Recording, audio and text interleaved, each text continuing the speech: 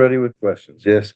Hey, John. Barry, you talked earlier today about where you might land here, and if you landed one spot, it might take you in one direction. Another spot might take you in a different direction. What does number 5 do for you? Where do you head from there? Well, we're in the process of all the meetings right now upstairs. I sat in with our scouts today. I feel that even at the moving back a couple spots in number 5, we're going to get a good player. I don't have any doubt about that. What it might do, depending on once we get the order, we're probably going to put a couple of plans into place. I'll have to make some phone calls and follow through with some of our plans. So.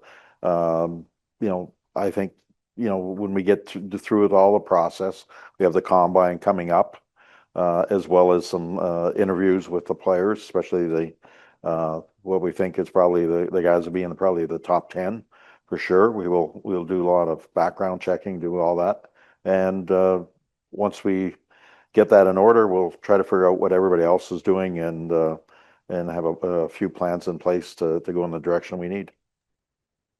Go to Alex Doherty next.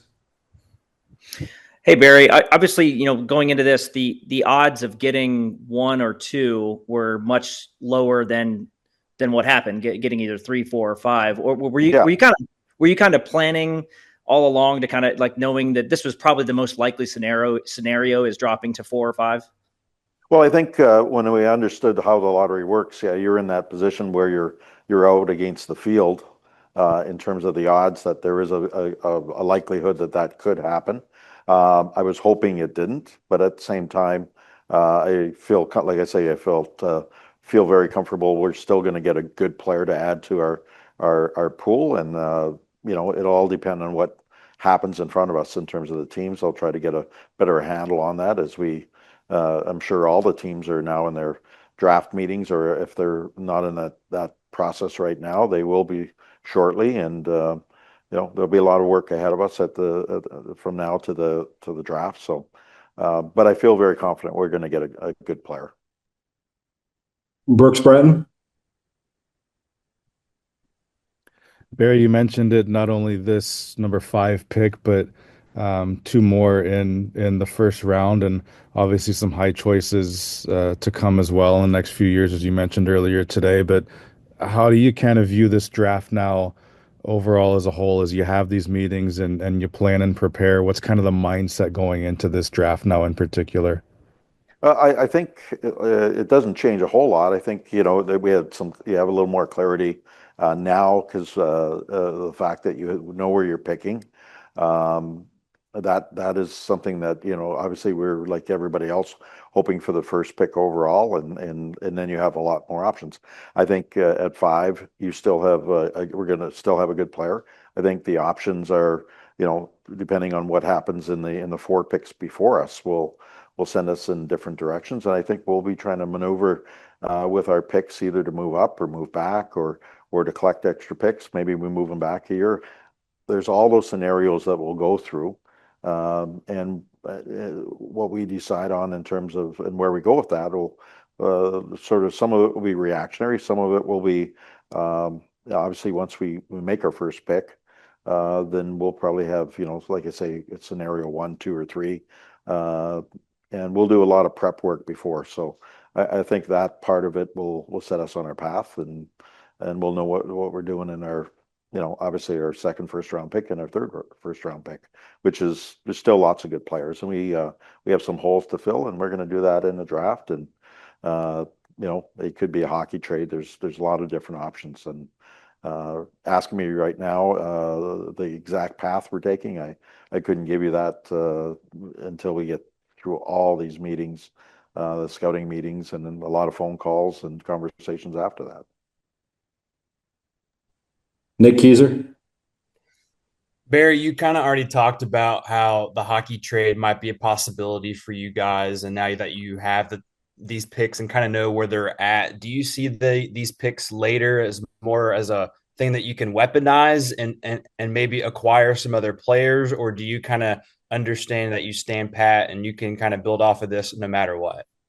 Well, I think that's a question that I really don't know if I can answer that at this moment because in this business you will get calls, days before the draft, weeks before the draft, or during the draft where someone will say, "Hey, I'll give you something for this pick. We're looking to do something with another team.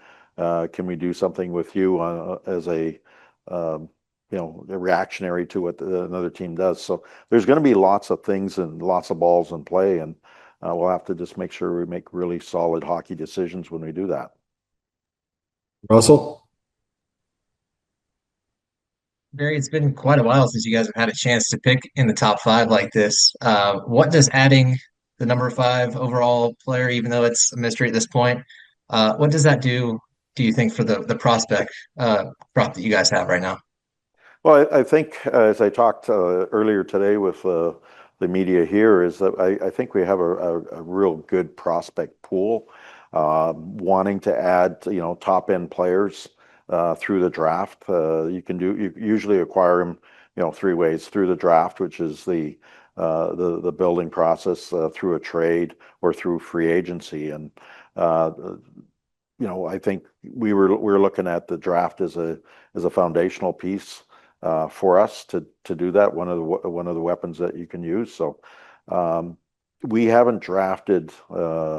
We've only drafted twice in the top five in the history of this franchise. So this franchise is used to being in the playoffs. It's used to not having a lot of picks. It's used to not having high picks, and take away the expansion year when we moved back actually in the first expansion draft.